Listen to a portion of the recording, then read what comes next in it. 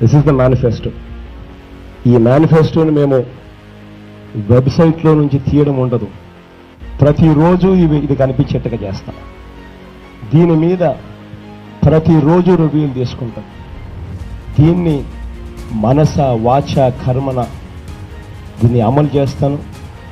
అమలు చేసిన తర్వాత వీటిని చూపించి 2024లో 5 ఏళ్ళ తర్వాత మళ్ళీ ఎన్నికలు వచ్చినప్పుడు ఇవన్నీ మేము చేశాం, ఇక ఆశీర్వదించమని చెప్పి ప్రజలను గర్వంగా అడుగుతాం. ఇది 2019 మన మేనిఫెస్టో. 2019లో ఇచ్చిన ఈ వాగ్దానాలన్నీ కూడా ఎంతో నిష్ఠగా మనం అమలు చేశాం. ఏ స్థాయిలో ఇది అమలు చేశాము అని అంటే, ఈ మేనిఫెస్టో అన్నది రాష్ట్రంలో ఉన్న ప్రతి ఇంట్లో కూడా ఉంది.